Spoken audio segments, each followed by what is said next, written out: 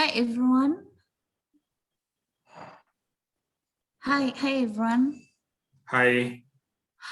My name is Maureen. Welcome to the meeting.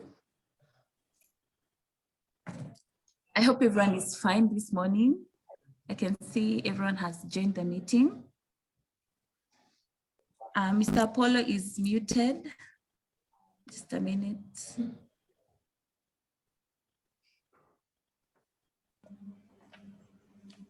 Oh yeah, he's in. Japheth, you're muted.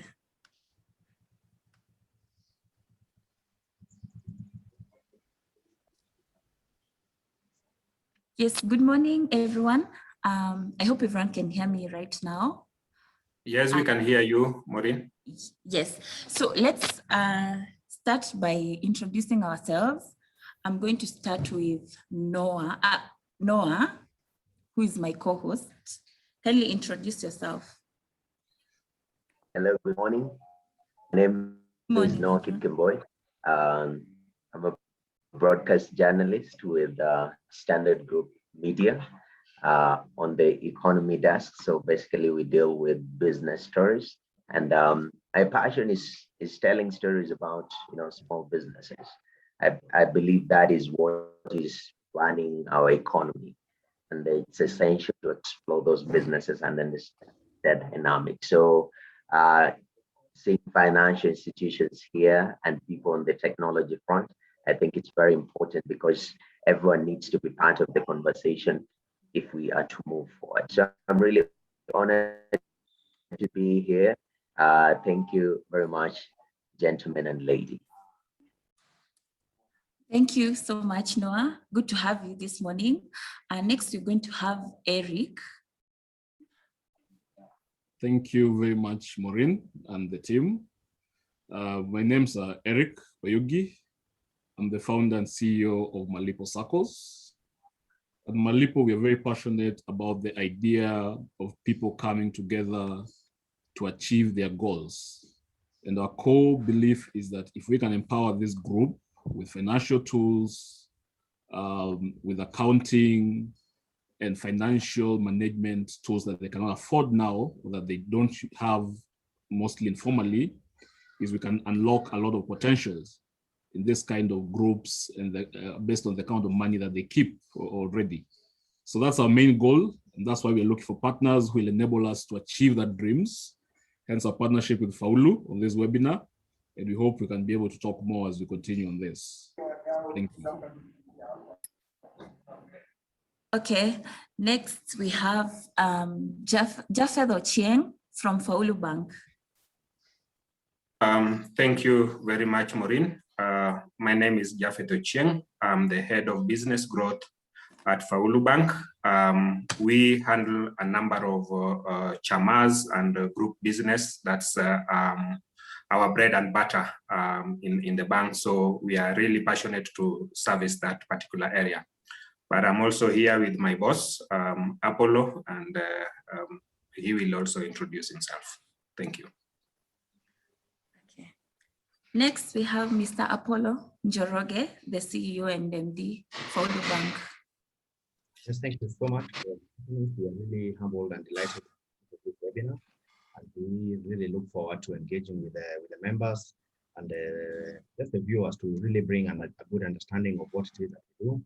My name is Apollo Njoroge, as you've heard, and I'm really glad to be a part of this webinar, and I look forward to some very good engagement with your team. Over to you, Ray. Okay. Thank you. My name is Maureen. I'm your host this morning. I'm the CEO and also the founder of the Edge Solutions Consultancy. We are glad that you're here with us. We are honored to have you here in the meeting as we discuss this topic of how CHAMAS are changing the saving culture in Kenya. And thank you for coming. And thank you everyone for showing up. I'm going to play a short video that introduces the topic.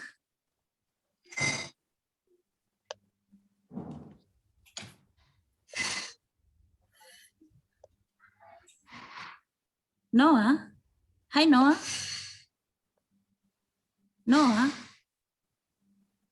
can you hear me?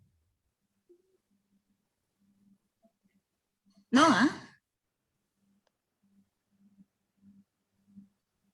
Noah? Yes. Oh.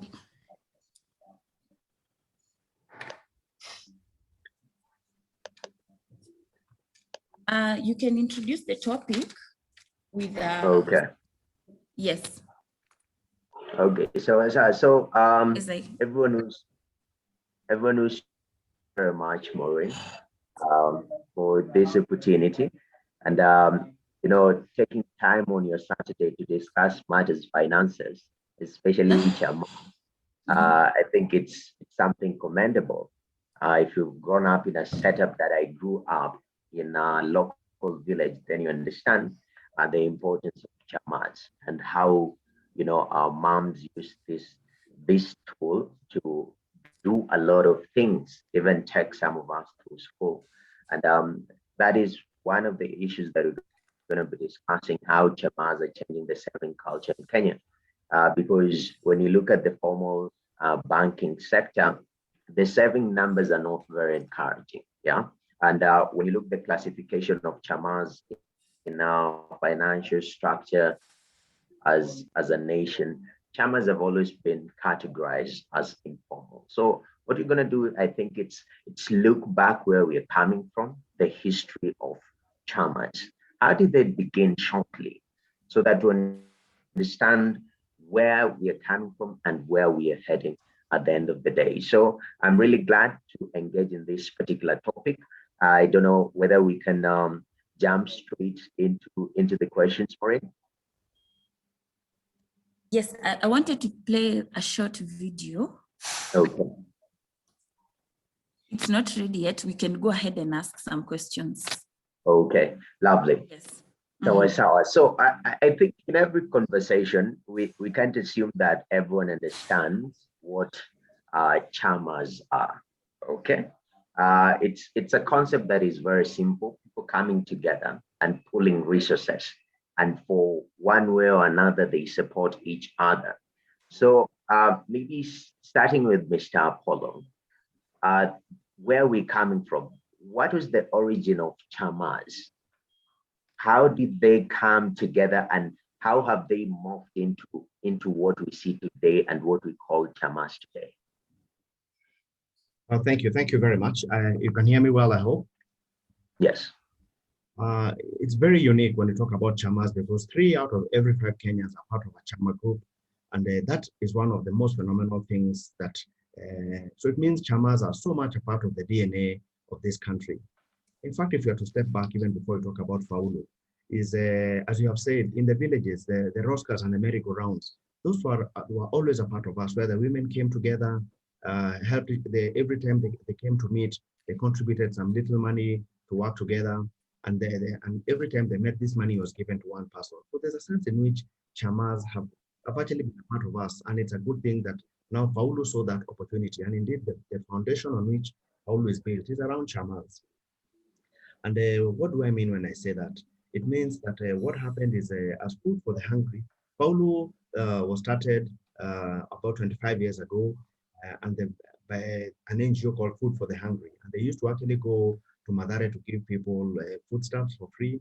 And the women then came together. By coincidence or otherwise, these were small groupings of women who would come together. And as they got this money, they decided that why don't we go and buy some foodstuffs, sell it, make a profit, give it back to these people who otherwise would give them food every other Monday. And therein, the CHAMA story in Faulu began. That is how it began. That the women groups, after they made some money, this money was lent to the next group and the next group.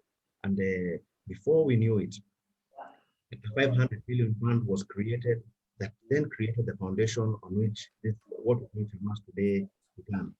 So maybe I can pause there for now, and or do I can I continue elaborating? Can I build up this? Can I pause there? You can continue. Yeah, you can continue. Then, as a result of that, then the bank continued to grow, and those 500 million that had been injected into the bank, and now this 500 million pool of funds, then is money that the bank was then able to put together, and and allow the groups to have, so the concept, there's a deposit, just like the way the women in the village would meet and make some contributions. They came together and started open savings accounts. And out of those savings accounts, they started building the small deposit. And what is unique in Faulu is that we allow these groupings then to access funds, and we do even up to 4 times what they have contributed in those accounts after they've been able to run the savings accounts for a period of 3 to 6 months. We always make the pricing on this kind of facilities very competitive to allow the members to be able to benefit from them. But I must say, as we have progressed, the whole CHAMA concept has grown from that small groupings of the women who meet in the small groups to affluent, what I would literally call the high net worth individuals, who then now have come together, and the CHAMA concept has significantly transformed to be a small group of people coming to borrow 100,000, 300, 500,000, to people who can borrow huge amounts of money to buy properties and build them up and be able to leverage that. So there's a sense in which technology has also played a big part in helping the whole CHAMA concept to take deep root in the bank, because now our customers are able to use, because of the way we've integrated the core banking system with the various telcos, our customers are able to pull out this. They don't have to physically meet as they used to. We are now able to circulate. They're able to share this money between them. They can use, they can pick their phones, be able to put in their deposits. They're able to access the balances in those accounts, and they're able to, we are able to offer them digital loans. They no longer need to go around looking for each other to append signatures on pieces of paper, but we are able to provide that on a digital platform that we've created. So at a high level, that's what I would say. Thank you so much. That is quite incredible. Yes, it is. Eric, you can kindly introduce what you do with Malipo. Okay, thank you very much, and thanks for the kind introduction, Mr. Apollo. And I'm glad that Mr. Apollo has brought in the concept of CHAMAS and how it has been used to create wealth over a period of time. And I think that is some of the things that we are trying to demystify as Malipo, because a lot of the time CHAMAS have been thought to be small informal groups that cannot create wealth. But every day we're now seeing stories from Faulu to Equity to Transcentury of humble beginnings that have created big organizations that we have today. And at Malipo, I think that is the core of what we realized. And then we asked ourselves questions that what then makes these CHAMAS, and most of them, because we realized that almost 80% of CHAMAS close once they start within the first 6 months. So those are the questions that we asked ourselves, that how can we then bring these CHAMAS into a platform that makes them last longer so that we can have more Faulus and more Equities and more Transcenturies from these humble beginnings. So that's the whole idea of Malipo. So what Malipo realizes is that when all the big banks and the big systems can be able to get core banking systems that Apollo has been talking about, and accounting systems that helps them manage finances transparently, access to funds, access to loans, and basically build the core of what makes a platform works. And that is transparency within a CHAMA, ease of decision-making, ease of access to funds. So that's why we built Malipo. Therefore, what Malipo does, it makes it extremely easy to start your CHAMA as a group of people, form together whatever numbers you are, set your own rules as a CHAMA. How much monthly contributions do you want to make? Do you want to give each other loans or not? If it's on credit, what interest do you give each other? It's all that comes of the platform, and all that is automated for you to get started and run. And that is without having to change your bank accounts, if you have a bank account or not. If you bank at Faulu, good. Whatever bank you are at, you can connect the system to your bank account and have all that running on the same system. And then we now have partners who can then give you credit on the platform, just as Mr. Paul has already talked about. So that's the whole idea of why we created Malipo. We'll also bring in the welfare side of it to be able to help you in terms of any difficulties that you have, or one member or celebration, anything that comes in as a CHAMA, because the whole idea of a CHAMA is for you guys to come together, help each other, grow together in terms of wealth, and just looking out for each other. So yes, that's a brief description of Malipo that I'll give. Thank you, Eric.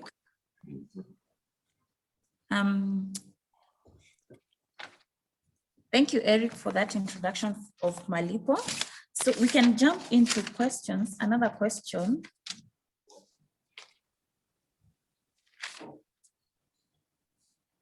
You can jump.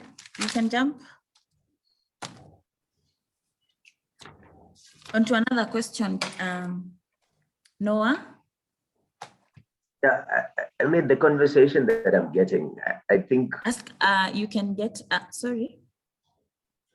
You can get questions and ask Apollo one question for the questions that you have. Yeah, so Maureen, thank you. I think there needs to be sort of a journey, yeah. And when you talk about exponential growth of CHAMAS, it's incredible how today CHAMAS are really big. The big question is, somebody is tuned into this. They have just started off a group of 10 young people or 20 women. We know maybe our mom belongs in some setup. The question is, what does it take to transition? Do these CHAMAS have to take to see this growth and to achieve what we've seen, Faulu achieve at the end of the day? Sorry, Noah, we didn't get your question well. Your network was a bit shaky. Oh, yes, sorry.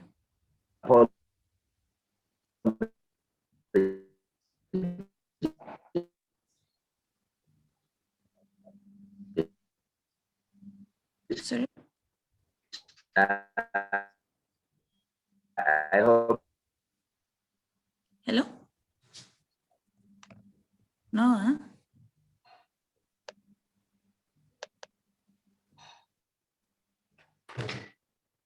Noah, we can't get you clearly. Network is a little bit shaky. But now, am I audible enough? Yeah, I can hear you. Yeah. Okay. We're having a little bit of the questions. Yeah, lapse here. But my question was. Sorry for that. Yeah, it's okay. So my question was, we've really skipped a journey, which I think Mr. Apollo tried to summarize it initially. But the question is, for those in small setups right now, somebody is in a small CHAMA, and they are seeing the achievement of these big CHAMAS, formidable CHAMAS, what Mr. Apollo spoke about earlier on. What steps can these small CHAMAS take to grow into that big CHAMA that is stronger, more formidable, and more impactful to the society and the lives of the members? Well, thank you very much. And I like that question very much. And in fact, small, we should even ask ourselves, what really is small? And we have kind of crafted products that then help address the very challenge that you're talking about, where our CHAMA, what we call our Faulu CHAMA account, it allows at least a minimum of 5 members to come together, which is typically what you're describing to me. And then these 5 members, they come and open an account with a minimum of just 2,000 shillings. So again, divide by the 5 members, you can see it's member just looking for 400 shillings. And when they're able to do that, they're able to actually form a group that then we are able to really, really support.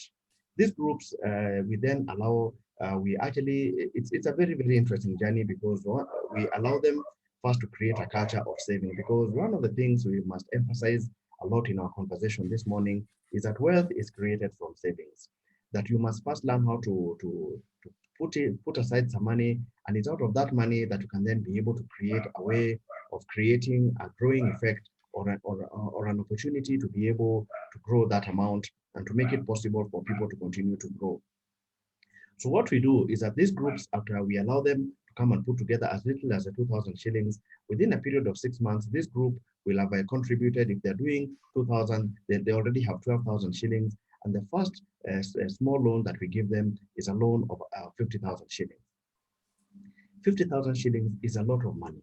And what I must say is that for the CHAMA movement to take root is that we must never despise humble beginnings. A lot of times people see the end product of big companies or big successes, but they never see the humble beginnings that 50,000 shillings can do. 50,000 shillings can set up a hatchery of chicken, and that hatchery can become a foundation on which greatness is built. You know, if I could just give the example of, you know, this farm that you see called the Mogoko farm in Kikuyu. Mogoko farm, I don't know, even many of you here may not even know that those are the owners of that huge building you see, former Standard Chartered building in town, where the head office used to be. They own that building.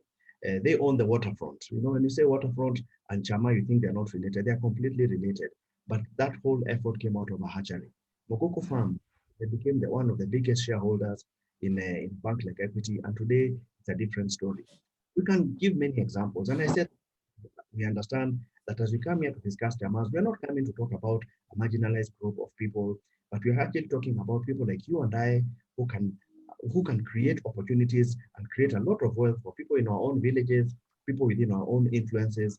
And that is really what I believe this morning is about. So we go ahead and give them these small loans, initially of 50,000 shillings. But remember, the key thing I'm emphasizing is that we expect them to continue in the savings culture. As they continue building a savings culture, they're able to service the loans. And remember, the 50,000 that we have given them is now able to, as the chicks grow and the chicken grow, I'll just pick that as a simple example. They're able to go and sell those at phenomenal profits. And I've just given you one extreme of someone who used to sell chicken, go to city market, sell them, and today is a different story. Nairobi today, if I talk about, assuming you're talking about Nairobi, if you look at Githurai, Kayole, Rongai, all those are ideal places to set up groups, and because of the populations that live in those places, anything that is, especially is food related, you are sure that you cannot go wrong. The other thing we encourage the CHAMAS is to begin to register themselves so that they cannot be able to go out and even try and get LPOs. And so they can get LPOs from the county governments. And when they bring these LPOs to the bank, we are able to give them financing so that they're able to do the work. And when they are paid, of course, they retain the profits. And we ensure that the way we structure the loans, the repayment periods are up to 72 months. 72 months is a very deliberate period of 6 years to allow them ample time to make money, plow it back into the business, and continue to grow it. And I'm sure as we are doing this, we are doing the maths in your mind. You took 50,000 shillings, you went and sold chicken, made 100,000, you kept 50K, you continued growing. And as you do 3 or 4 LPOs, you find that a group that just started with 50,000 shillings is now talking about 1 million shillings, if not 500,000 shillings. That group, if it's consistent and within a period of years, they would have accumulated enough savings to be able to buy a property, a plot. One of the things many of us may not know, that in this country, the average age at which a person gets what is called a title document takes almost 35 years. That is the last research that was done.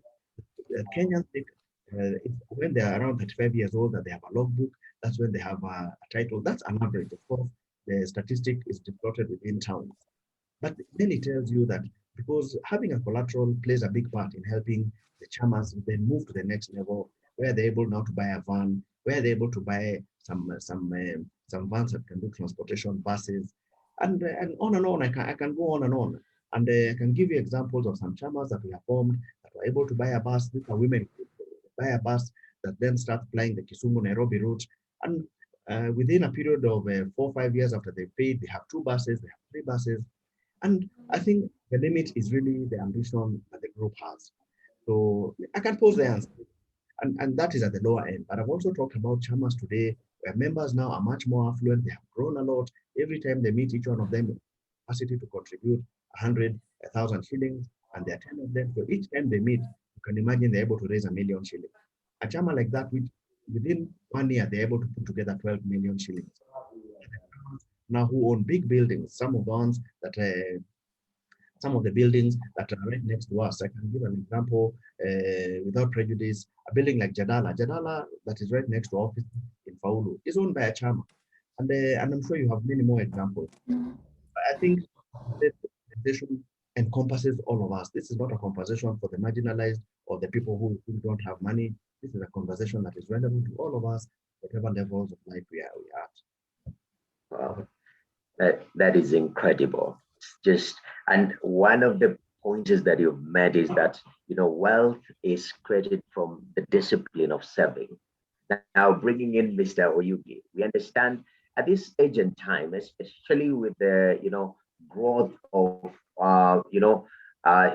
internet-backed financial solutions, in Kenya, that conversation has not been really positive because, off the right on top of our head, we think about, applications to borrow money. And you find on average, as a country, people borrow close to 2.5. That is just on Fuliza alone.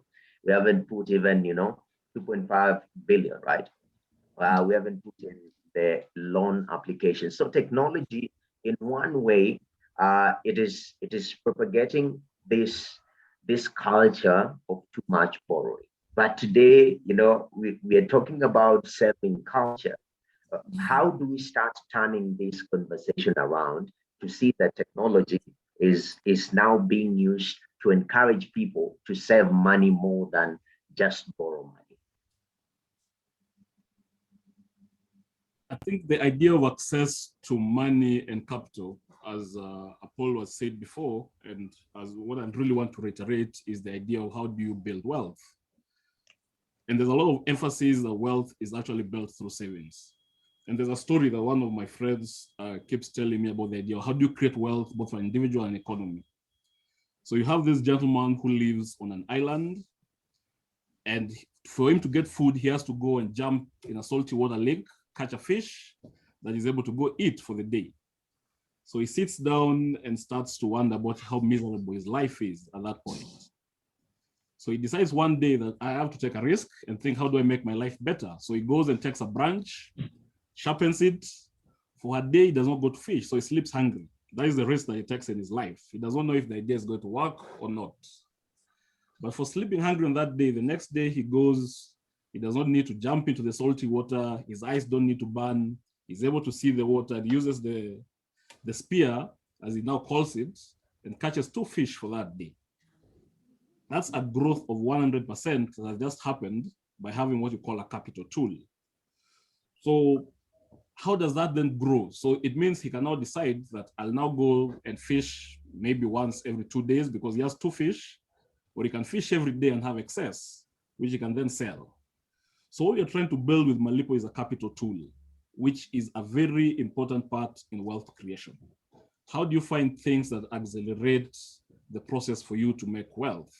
The process for you to start from savings, which is the fish that he was now able to catch and not consume, and then have a tool that enables you to catch more and more fish that you can decide to go and sell. So that is that's the whole idea of where then Malipo is and how we try to spin the idea of using technology to then be a savings tool that also serves the role of growing your wealth. So as you said there are different types of CHAMAS, and these CHAMAS do different things. So we've talked about savings, but we've also talked CHAMAS that actually also lend to each other to be able to grow the savings that they have. So how do you give them tools that enable them to automate that process and let that wealth be within them rather than for consumption, where you take a loan as an individual, go and spend it out, and it doesn't grow your wealth and it doesn't grow the wealth of the CHAMA at the same time. So that's the kind of discussion that we are trying to spin and we are trying to change, and to make sure that there's cheap credit that you can access within yourselves, because each of you can make a saving onto the platform and be able to lend each other. And in that case, you're now growing your own capital base that you can use to do anything else, instead of having to go and borrow money from somewhere else, which is expensive loan, as you talked about the Fulizas and all the other forms of credit that you want to talk on the mobile apps. So we want to change the idea of thinking of mobile apps just being loaning apps, where people just go and get credit for consumption because it's easy to access, to a way to then have a savings and a credit culture that grows wealth instead of depreciating it off your pocket. So yeah, we try to achieve that with Malipo, and that's the whole idea of what we're trying to do. Thank you, Eric. So I have one question for you. What inspired you to start Malipo app, the Malipo app? The inspiration behind Malipo, as I've said before, has a lot to do with how I grew up personally is a lot of my fees was actually paid through the idea of CHAMAS. My mom was in a CHAMA where they did their business, and every Friday they put out some cash. That grew her capital to be able to grow a business, but that also made sure that I got educated and got to go to school. That inspired me a lot from a very early age. As I grew up, of course, as friends, we also started the same thing. We said, why can we put money together? Then what do you want to do with this money? Think of an investment. Where can you put it? And all those ideas came in where you were like, okay, this CHAMA thing actually works. But what are the challenges that we have in actually building this? Okay, you open a bank account, then there's a lack of transparency in each other. It needs one person who is extremely dedicated to drive the team to make continuous savings. It's extremely hard to make decisions about where to invest this cash. So those were some of the challenges that we saw, and I thought, wow, I think if we can be able to sort this kind of issues, the issues of trust, accounting, basically the digital bookkeeping side that comes with it, where one person has to be, it's almost a full-time job for an individual who is the treasurer, who is now the anchor of the CHAMA. And nobody pays them for doing that work. Yes. So what if we automated all these things that come with a CHAMA, and therefore make them focus on what's important, and that's growing capital, growing their wealth as people come together. Wow. Thank you, Eric. The issue of CHAMAS is very interesting because it happens that more Kenyans are saving in CHAMAS than they are saving in the banks. CHAMAS in Kenya, about 41% of Kenyans save in CHAMAS. I have a question for Apollo.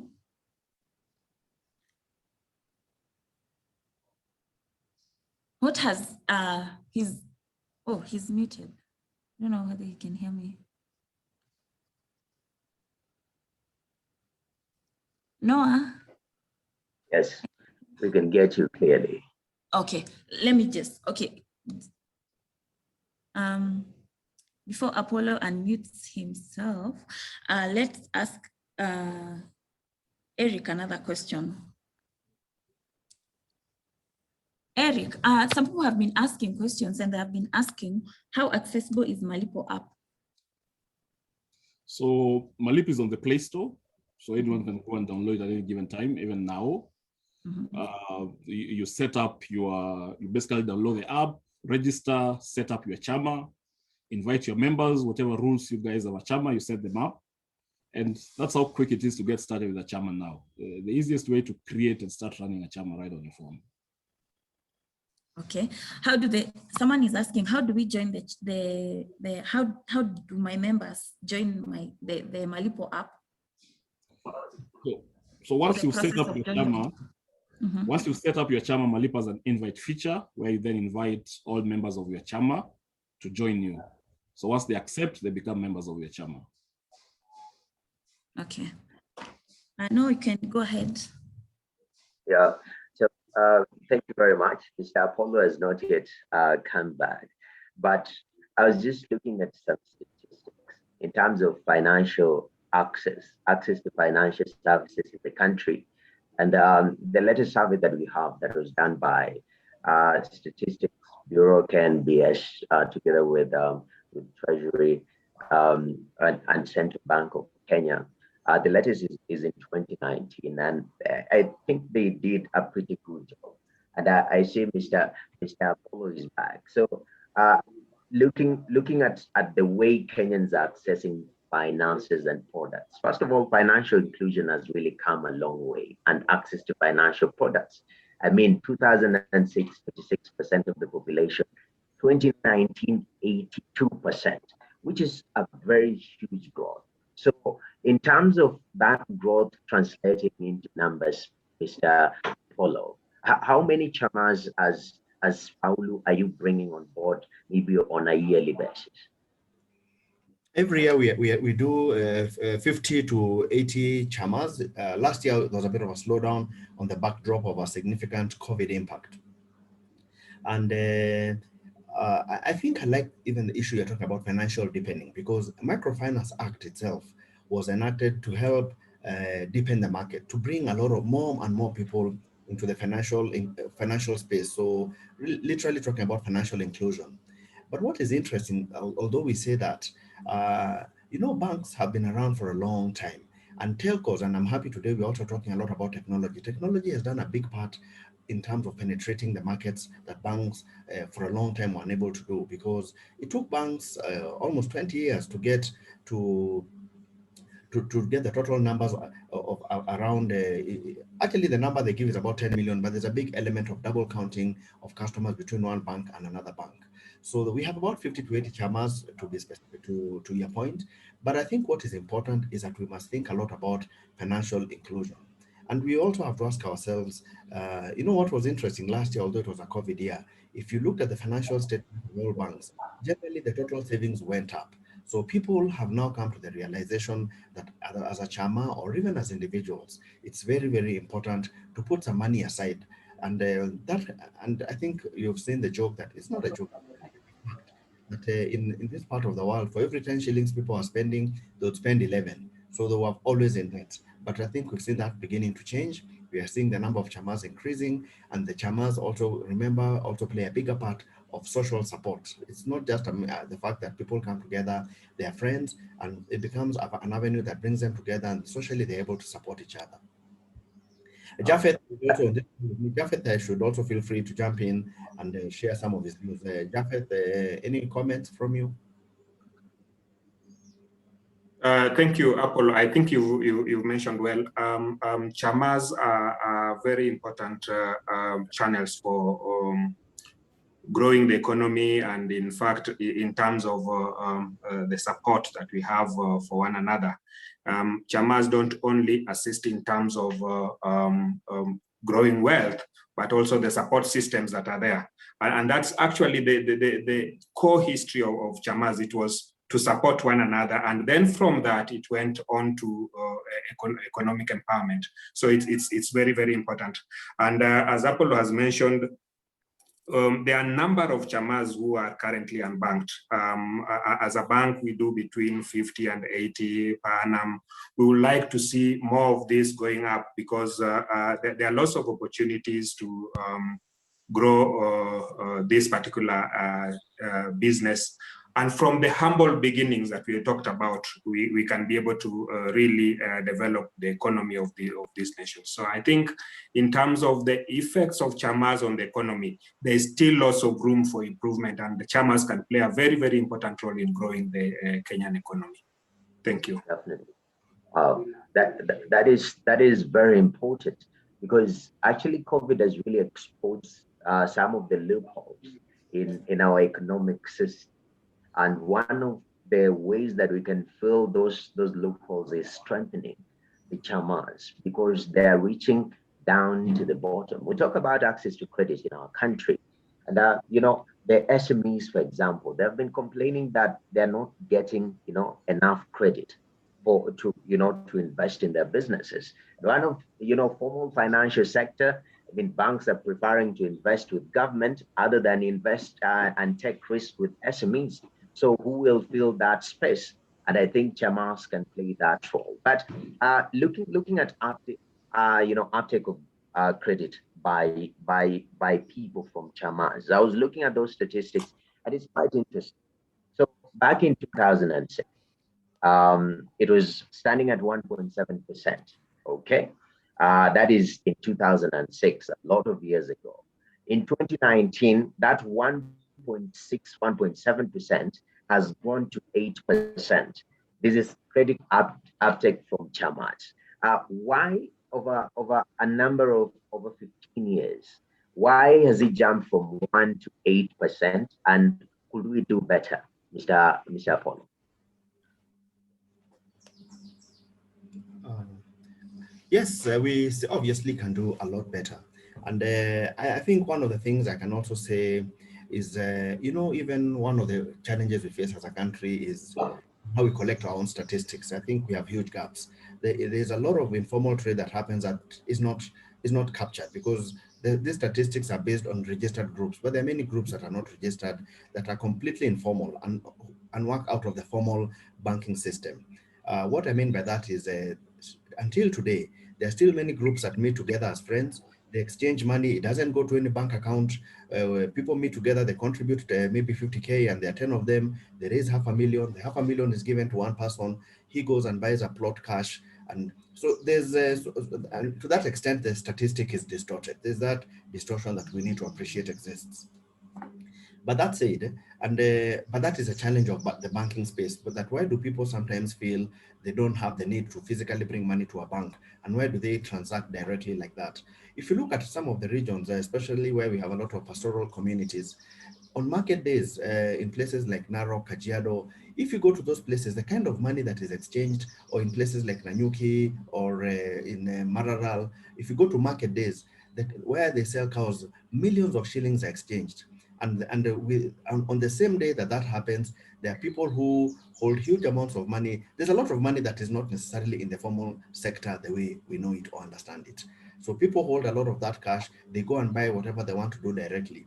And my suggestion, I want to also suggest that part of it could have something to do even with our own taxation in this country. You find that some of our people, especially the informal space, I think we always say Kenya people are overtaxed.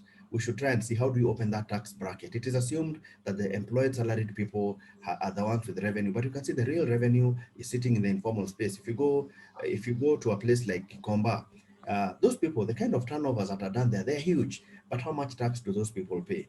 So I think this statistic is distorted to the extent that there's an interest group that has deliberately decided they're not going to get into the formal space where there'll be a lot of scrutiny, and they're operating away from the scrutiny because of that.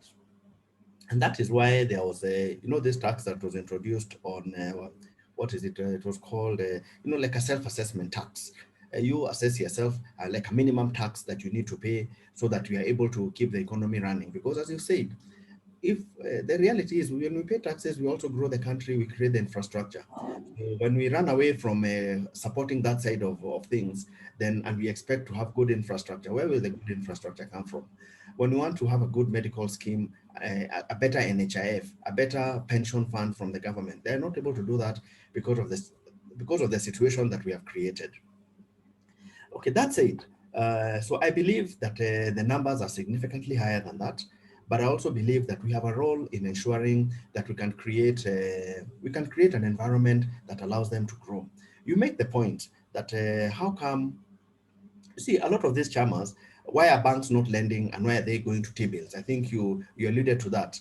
And you said that indeed the opportunity then for CHAMAS and SMEs is for us to be able to take the space that has been occupied by that gap that has been created by banks that are going ahead to buy T-bills.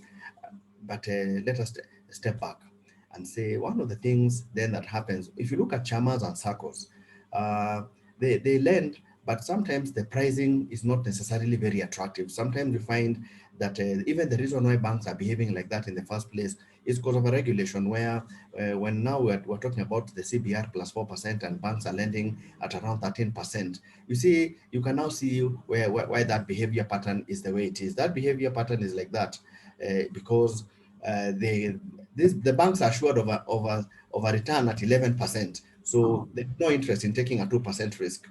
That's it. So it means that we have then as a microfinance institutions and as SACCOs and as groupings, as SACCOs, you must be able to lend at a competitive price, a price that allows you to also go price the credit risk that you're carrying. Because on a good side, things work, but things also fail. A lot of startups don't end up failing, not because they couldn't have succeeded, but the significant thing that leads to their failure is poor financial education, poor bookkeeping, and diversion of funds. People borrow money, they say, we want to do this good project, money is diverted to other things. We also have CHAMAS that meet to entertain themselves. Because again, I don't think all CHAMAS meet with a view to growing a huge capital base, to acquiring assets. There are also CHAMAS that are there for Mwenjoyo. Them they meet so that in December they go and party, and for them they have met the objectives. So no, those are my few comments. That is quite interesting. I think maybe I've been part of that Mwenjoyo Chama, yeah, because I've noticed my life changing. Anyways, that is interesting points that you're raising in terms of barriers to even access to, credit from CHAMAS. But, technology has been touted as the solution to everything. And this is a conversation that we have. I remember when devolution was starting, they were saying the introduction of IFMIS that will bring transparency in the way we handle our finances.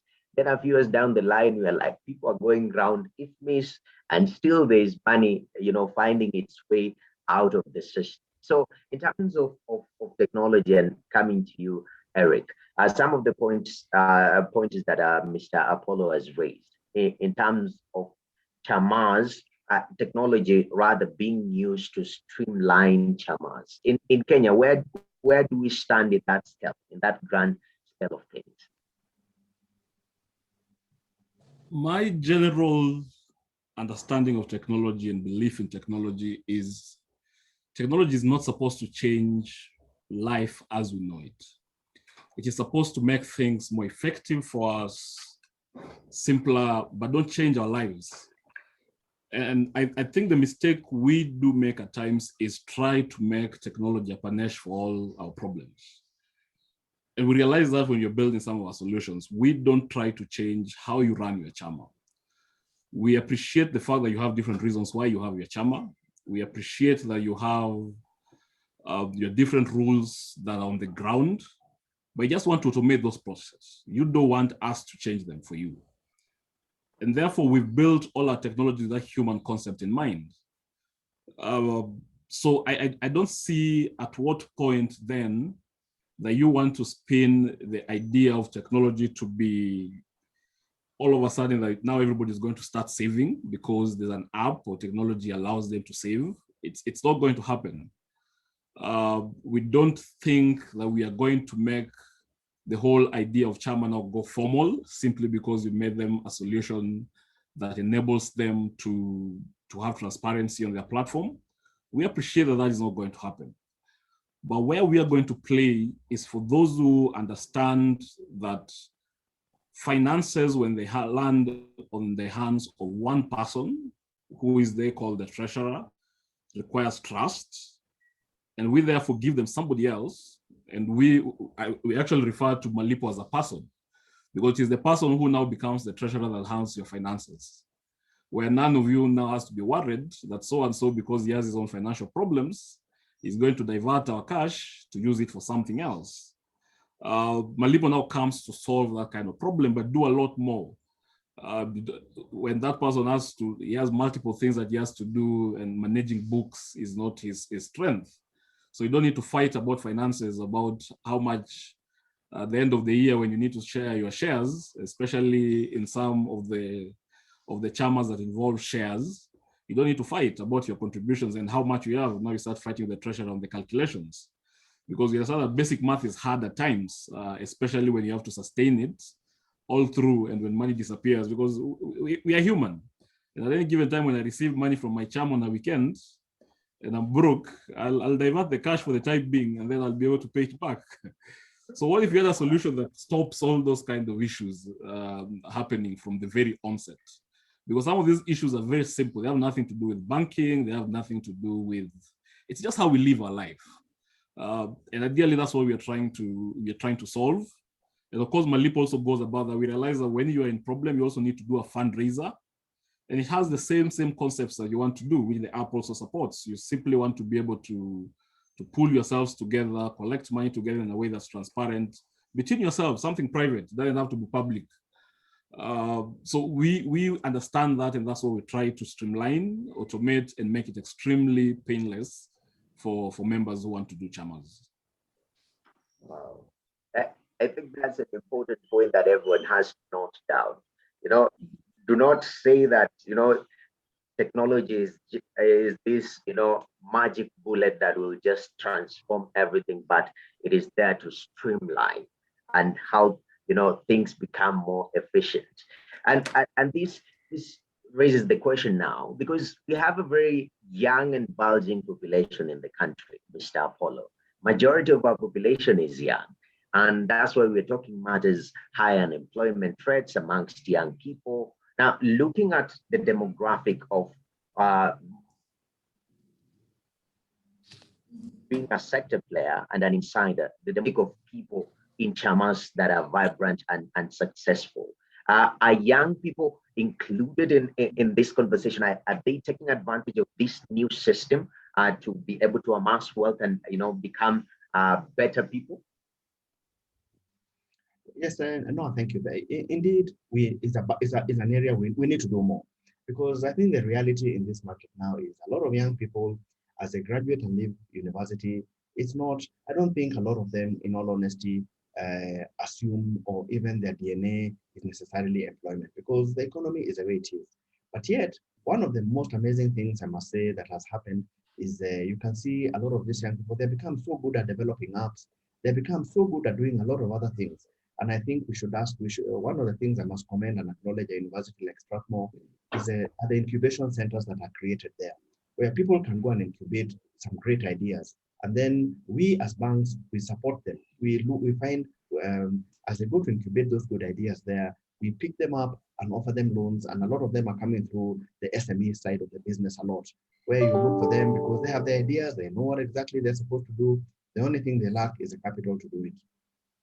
And I think we have a big responsibility to be able to support this and to grow this economy, because I think, in all fairness, over all these years, you can see the number of employment seems to continue going down, but then you can see the economy is also, there are opportunities to grow, but I think we need to do a lot more to strengthen the informal sector. One of the things that we had started doing, and the COVID came and kind of impacted us in a negative way, was the fact we wanted to start having a lot of breakfast meetings with these young people, where they come there, you bring topical leaders and talk to these young people. Basically, there's a curriculum we've developed. The curriculum covers two aspects. One, how to start a business, and the second part of it is how to manage a business. Because young people have good ideas, but what sometimes they lack is the know-how, the technical know-how on how do you manage a business, but they have good ideas in their minds. So if you can facilitate, our idea, and it's something that we're going to use technology, as Eric is telling us this morning, is, there's a way we are all waiting to go back to the norm that we'll never go back to. So I think it's to ask ourselves, how can we do that? How can we still do it digitally? Get people to join in, talk to them, because if they learn how to start a business, they learn how to access finance. Because a lot of things, if they learn how to grow capital, because savings can only take you to a certain point. You then have to learn, how do you grow the capital base of the company to be able to do bigger and stronger things? How do you create a governance structure around it? So I think, I do believe the opportunity is there. To the extent that we are also looking for employees, we are very deliberate about going for young people. We want young people in the bank. Young people in the economy, they have the strength, they have the zeal, they have the thoughts, they are able to adapt to technology, because there's a lot of change that has happened that completely disrupts a lot of what we believed and knew to be the norm.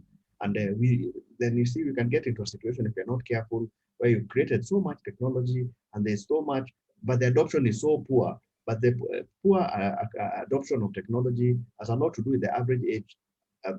So I must say and be honest, for me in the bank, I would like to see the average age coming down significantly, because young people have a lot of good ideas. Young people, they'll be able to think outside the box, because if you look at even a lot of businesses right now, what is our biggest challenge? Our biggest challenge, we are trying to make sense out of things that are so different from what we knew them to be.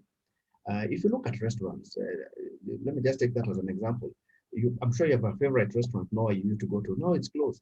But does that mean that Noah doesn't still miss his Chinese? So those people who run that restaurant, if they don't think differently and think about how do they get to know who used to come, and that is big data. So we need to be able to work with the data a lot. We must be able, and just be able, the online businesses have done well. COVID, there are people who are making a kill out of this thing, but those are the ones who have realized the bus has turned. Those who are whining and complaining is because they're waiting for things to go back to normal, and they won't. So, because even if today you're told to go back to your restaurant, you're still a bit nervous, but if there's a way someone can convince you they'll deliver that meal you like at your house or in your office, wherever you are, then you're happy to have it. So I just think that kind of thinking and that kind of zeal and energy must come from the university. Young people who are brilliant. And I said universities not by mistake. Let me qualify even why I've said that. I am a firm believer that if this country is going to move forward, I'm a firm believer that if any of our businesses will move to the next level, we must find a way of picking the brightest and the most. This country has a lot of clever people, brilliant. But sometimes when you watch the things you watch on TV, they almost break your heart to see such clever people who got first-class honors, who are so clever, but they couldn't even get the opportunity to be able to start a business. Those people, it would be a great privilege for a company to have them work for them because they're brilliant. Brilliance is not something that you can impose on people. Brilliance, they're people who you need to have around. Brilliant people have great ideas. They know how to work around things. They have the tenacity to be able to hold up even when things are difficult. And to me, if you ask me, my obsession is helping young people, especially those who are really bright. Those ones must be given a chance because that is the future of this country. And Noah, it is sad, many years later, when COVID comes, when we have any catastrophe in this country, we look to the West to help us. And it makes you wonder, don't we have clever doctors in this country? Don't we? I thought we had Cambridge. You feel sad to see that why are we still in, at every point, it's like we are one step back. Eh? Why? After all these years, everything, even this technology, this laptop we are using here, how come we've never convinced HP that we have what it takes to do assembly of laptops in this country? Even the consumption in our country and in our region is not strong enough. So we are busy pushing and building other economies at our own expense. And we have to ask ourselves, why is it like that?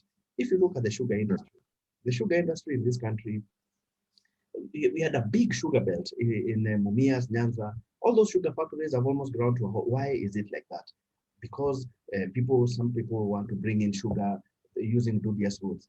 And how can you explain that sugar can be brought to this country at a cost cheaper than local manufacture in Mumias? It just tells you that something abnormally, we have created an abnormal structure. We need to address our problems. And that those problems will be addressed by our young people. And it is because their lives depend on it.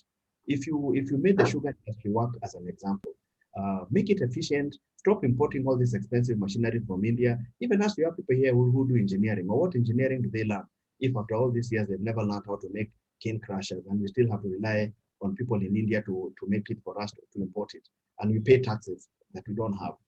We use our FX that is so we are struggling to get. If we made farming a dignified thing, if you go to Europe, if you go to countries like Netherlands, and you see how they do farming, using they've reclaimed polders that this is land that is below sea level. They've been able to reclaim it and they're able to farm. As our land, we are above sea level. We are at you go to very high altitude where we have good weather, but we've not taught our people that farming is a profitable thing. So if you ask me about the young people, we have to change how we think, even we ourselves here, and we must stop thinking about work the way we have known it to be.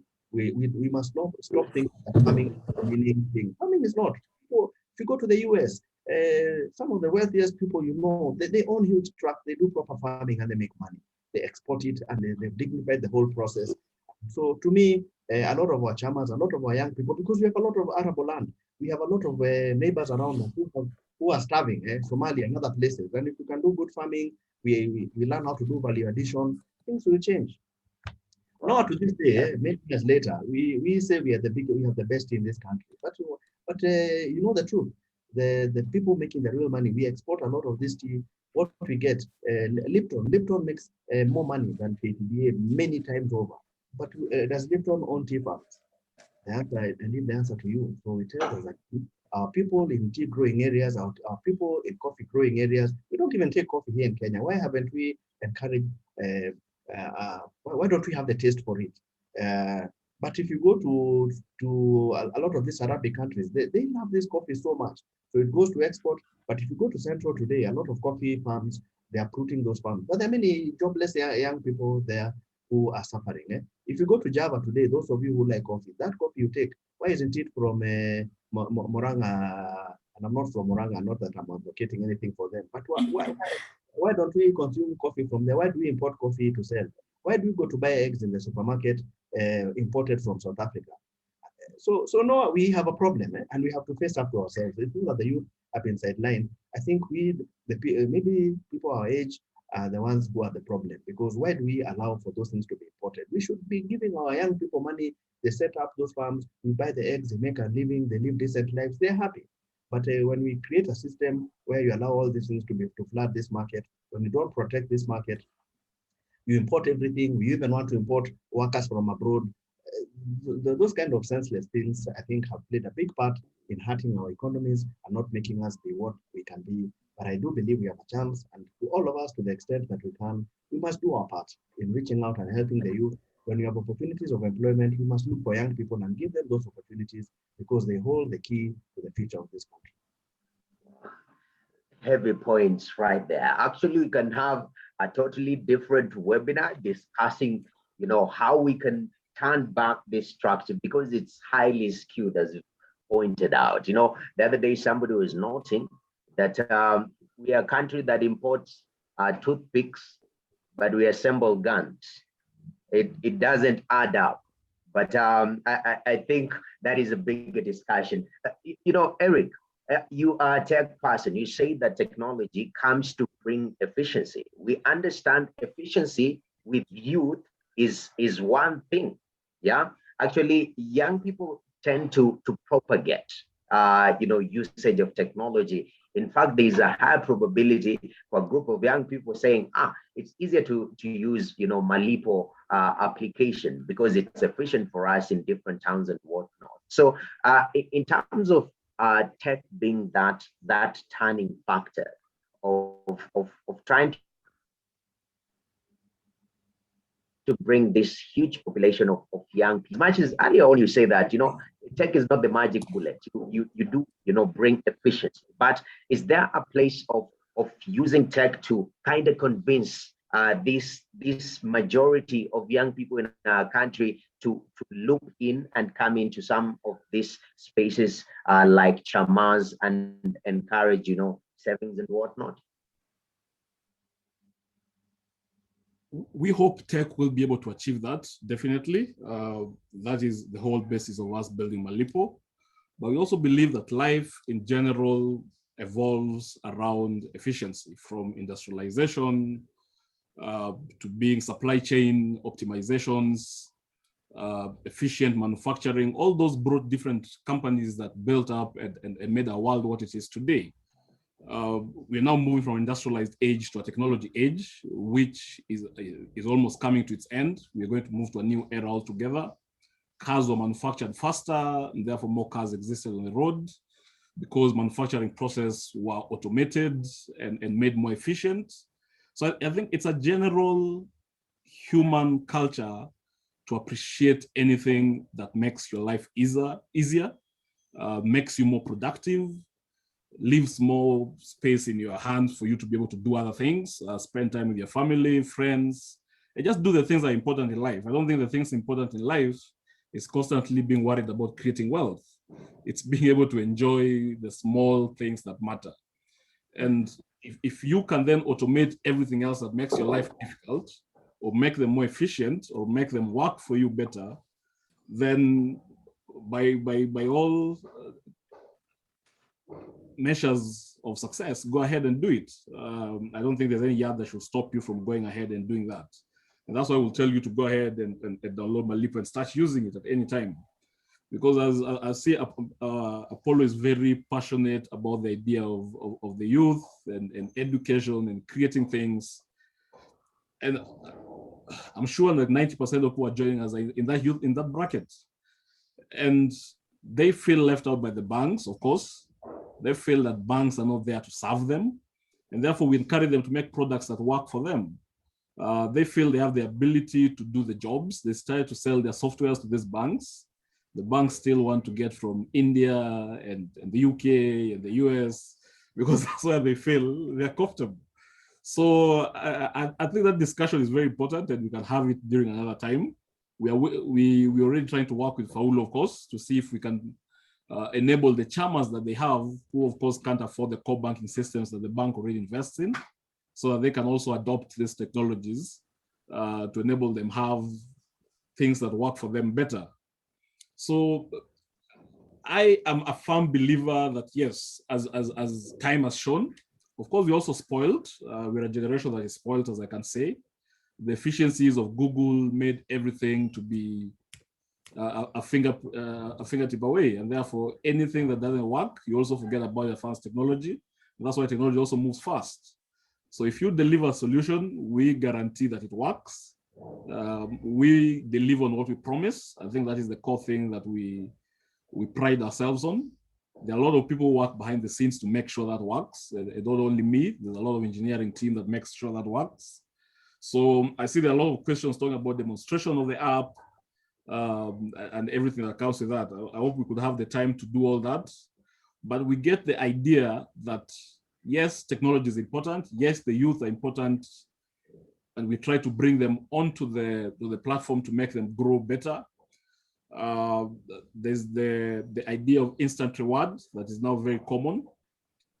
And that's what we exactly do for you. You put your money, you exactly see it. You invest it, you exactly see it. You request it, you exactly see it. We understand that's how the world works now. And we have to adapt to those same expectations that are placed on us by our customers. And they're also drivers. So we are more than open to also listen to what the people who use Malipo, even those who don't, and what they think we should be able to empower them to do within Malipo, because we are looking at the whole ecosystem of how a CHAMA works. And we also welcome ecosystem partners, because we're not just only enabling you on your money. We understand this CHAMA save to do different things. They save to furnish their houses. They save to, their users are so diverse, you'll be surprised. There's a CHAMA I know that runs on Malipo that actually saves on project base. They choose a project, they say they want to buy a piece of land on Thika Road. They invite people, they say we need this amount of capex. You say every month you're going to get 30,000, how many people are willing to do this? And they start and they acquire the land. And that investment then stays with them on the platform.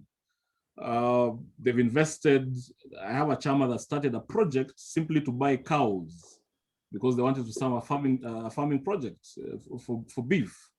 And they start the project on Malipo, invite those who they have as their friends, start the CHAMA, do the contributions there, and do the merchant payments right from that place. So they're basically able to, and they also registered their CHAMA officially through Malipo, because Malipo then provides an ecosystem of banks that are able to finance you, lawyers that are able to do the diligence work for you, register your CHAMA to make it official.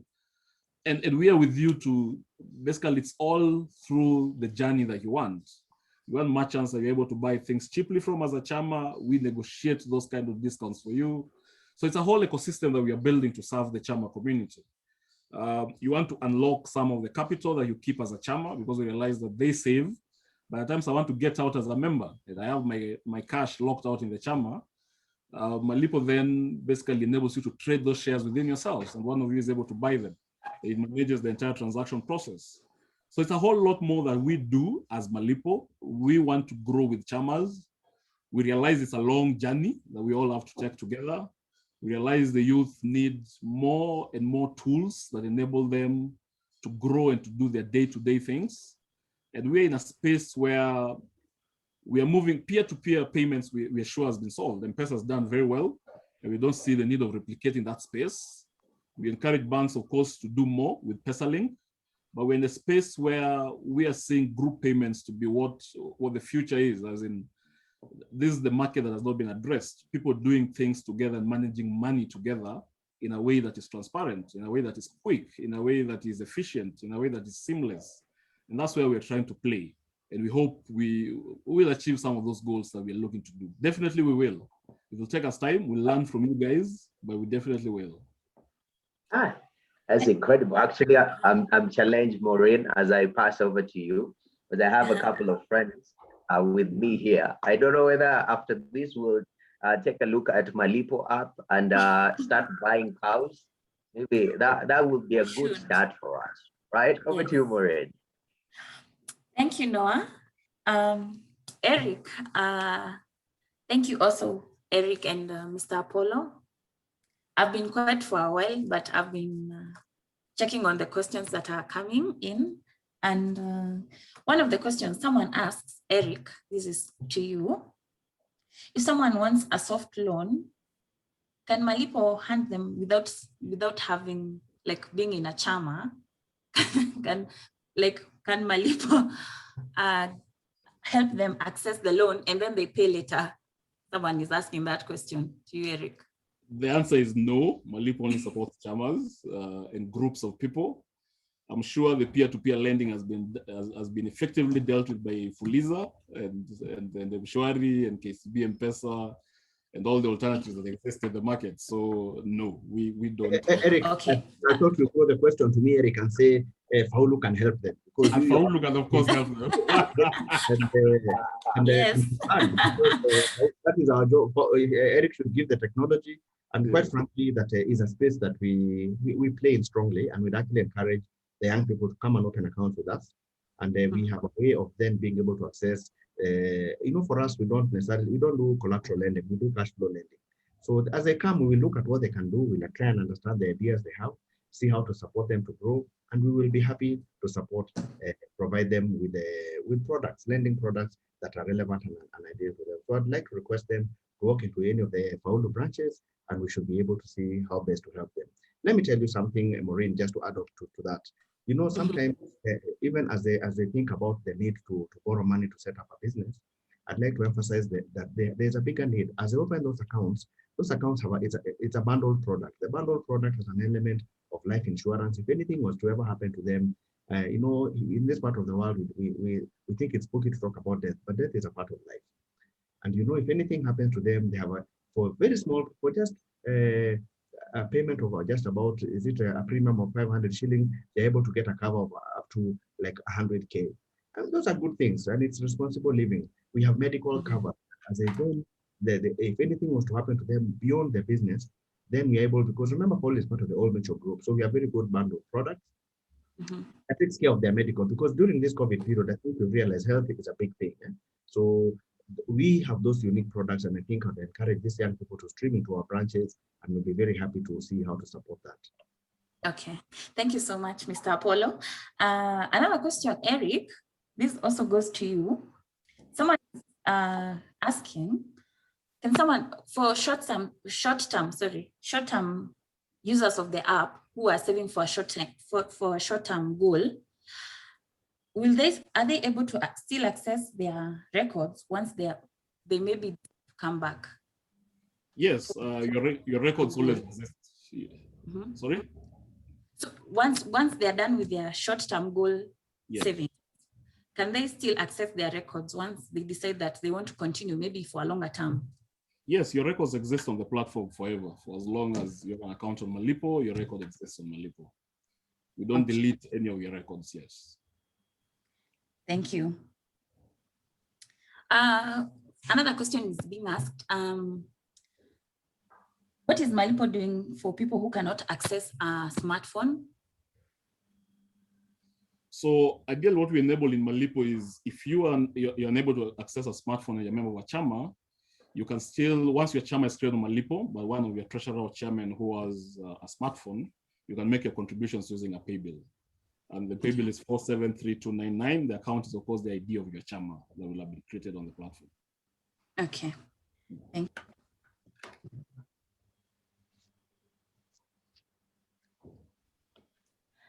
Okay, another question, Eric. How has been the uptake of the app been like in the market right now? So we are very thankful that a lot of people have appreciated the value of Malipo. And I think we get about 100 registrations a day on Malipo, with about 5 CHAMAs being formed on Malipo daily.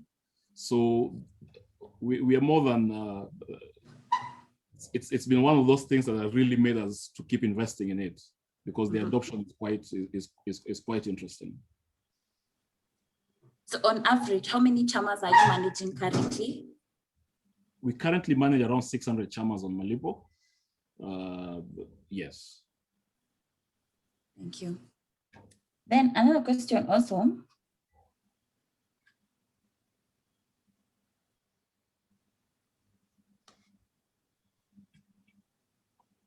So how do you think the Malipo app can help CHAMAs increase their savings portfolios?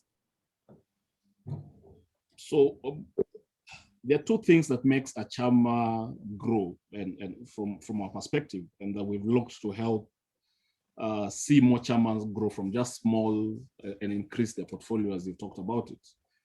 And that is, it starts with good financial systems that enable you to track your money, know where your money is, calculate the interest, and just develop confidence in the CHAMA. Because as I'd said when we were starting this conversation, is that almost 80% of CHAMAs drop off after the first 6 months. And most of that is because of financial fights, lack of proper record keeping, just small issues. You meet in a CHAMA and the first 1 hour is simply going to be about reconciling accounts instead of talking about how do we grow the CHAMA from A to B. And that's the discussion we are looking to eliminate as much as possible. We still want you to meet, but instead of spending the first 1 hour fighting about I sent money or you didn't send, my interest was wrongly calculated. Once that base is done, which is where we really look to play and make that extremely strong, we believe the CHAMA will automatically, you'll be surprised what it does to just have a good base of financial discipline within the platform that keeps your record and manages it for you. Once the headache, because we all can't afford CFOs in what big companies are able to do. That's why they have CFOs. We're putting a CFO in your pocket for you as a CHAMA, an accountant who does all the job an accountant should do right on your fingertips for you. So yes, that's what we believe will unlock your ability to grow your savings within the CHAMA. And of course, the things you can then do within the app from there, you'll now be able to bring in more people into your CHAMA to grow it as you keep working on the platform. Okay. Another question that is being asked: is it possible for Malipo to help a young growing CHAMA with a facilitator to talk to them? Yes, it is. We can be able to organize that. So I think the first thing that you need to do on this basis is once you register on Malipo has so many features that we call them experiences for these CHAMAs. And the experience bit of Malipo has so much that a CHAMA is able to enjoy once they're on the platform. So you can have people will give you financial advice as a CHAMA, as one of the experienced people you'll get on experiences. You can get to maybe host each other's CHAMAs to learn from each other. And you can do all those requests within the platform. So experiences has a lot more for CHAMAs, and maybe we'll talk more about it as we keep releasing the product slowly by slowly. But that's a big part of what we're looking for in CHAMAs. So yes, we can be able to organize that for CHAMAs. Okay. This one is to Mr. Apollo. How much is the interest rate to repay the soft loans for CHAMAs? Japhet, you have been very quiet. Do you want to take that? Yeah, Japhet is so quiet. Thank you, Apollo. Thank you, Maureen. Interest rates are actually a factor of various other things, including the underlying risk, the cash flows that the CHAMA is generating, and all those kinds of things. So we really do not have a one fit in all for all CHAMAs. Basically, the interest rates for that we give out range from 19 to 30%, depending on the perceived risk that is there. Yeah. So it's something that can be discussed and negotiated, depending on, of course, those things that I've talked about, the risk that is there in that particular lending, the cash flows that are being generated, and the industry or the sector that particular CHAMA is. Yeah, thank you. Thank you, Japhet. Someone else is asking here, Nyakwai is asking, can one use a USSD code to enter into a CHAMA? So he's saying he thinks that using an USSD code will be easier to even invite one to the CHAMA. Yeah, we'll take Nyakoe's suggestion into consideration. We currently don't support USSD, but we'll definitely have that in mind as we move forward. Thank you. Noah, up to you now. Yeah. Oh, I'm loving this. So we've spoken quite a number of things, because today is how CHAMAS are influencing, the savings culture. But I think that there should be also sort of a journey, understanding where opportunities lie, Mr. Apollo. You've just spoken about people realizing that, having a medical cover is very important in someone's life. And it has taken a pandemic for some of us to have that realization. So for CHAMAS, especially people who want to come and start doing CHAMAS, or CHAMAS who want to venture into investments, are there key opportunities that they could be working towards? What are the opportunity spaces for CHAMAS to have a sort of an investment arena for them at this age and time? I think first I'd like to say that, as you have said, we also have significant limitations in this webinar because of time constraint, but we'd like to work closely. I believe Maureen will make sure that this partnership doesn't end this morning, that we can work closely with Eric and get this database of the SACCO members. And we would like, one of the unique things we have as a bank, we have a huge distribution of branches spread across the country. And we would like to have like localized meetings where you're able to actually share our contacts. We'll do that. I'm sure Maureen will be able to share this with you and with Eric, and so that we see how we can work with this, with the CHAMAS, different CHAMAS, because as we have said, these CHAMAS all have very, very different interests. And one of the things I have been talking about consistently is the issue of savings. Even before you decide what you want to do, one of the things that CHAMAS will benefit a lot as a joint Faulu is the fact that we offer very competitive interest rates on savings of up to 5%. This is just on the money they're depositing in a small savings account. I can tell you in this market, all the big names that we have mentioned of the big banks will not match anything like that. They take your money for free. They offer you 0 interest or 1%. And so it's good so that you're getting a return as you build this saving amount. I have just shared, Noah, that we have every intention, and then if you work together and you give us the database of this, the members that you're dealing with, the interest groups, would like to engage them more into now going into very specific, like the pricing you asked, it's so general. But you see, there are people also who borrow in this bank at 16%. There are those who borrow at 7%. It's all a factor of who you are, what's the plan, what's the offering. But you know what I like telling people? Don't get stuck at the pricing, at the interest rate. Become obsessed with what are you going to make. Today, if I give you 1 million shillings, you can say you're looking for the cheapest 1 million shillings. And nobody offers you, because as you said, the big banks now are at a point where there isn't much lending going on. And the reason for it is, why should they lend to you and they can go and buy T-bills? But then what happens on this other side of the divide is not that we may sound like we're a little more pricey, but it's also because of the cost. I'm offering you a better pricing on your savings. You bring a savings account, I'm giving you 5%, you're getting 0 on the other side. For your CHAMA that is holding a lot of millions, bring them. We'll give you a fixed deposit. That one of you as Noah will give you a FD 10%, and if you go to the competition, you'll get 4% or you get 5%. So on FDs, in terms of on the saving side, the return you get from an institution like ours is far superior to what you get in the market. That is what in the bank we call cost. So it means when you're giving, you're really benefiting. Because we are giving you a very good return, you are going to you're able to get better interest on the money that you're earning. When it comes to this other divide, one of the things that I can encourage that is good, you can also as a CHAMA benefit from a very good savings account or from a very good fixed deposit, and we can do what is called back-to-back lending. Back-to-back lending is where you can decide that you're going to give me a mixed collateral. You'll give me part of this savings that you have, but then you also say, we bought some plot, here is a title for that plot. Do you want to keep it? And I give you, and give me a better rate than you would ordinarily give me. So Noah, why I'm emphasizing this thing is because a lot of deals that people cut in this market for 3 or 6 months, you'll find that you'll get an LPO that has a margin of almost 40%.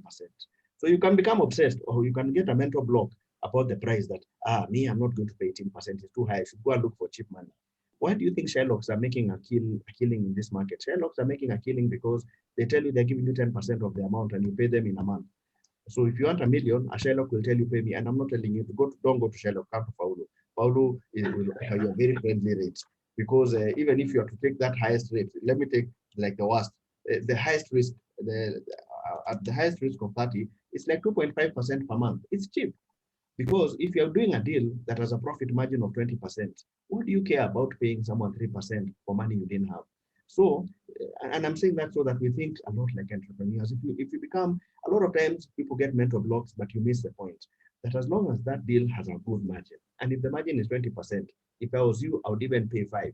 Even I can pay 10. Let's share. It's better to have 50% of what you don't have than to be left with the intellectual thoughts of looking for the best deal that you will never get, and therefore you miss the deal.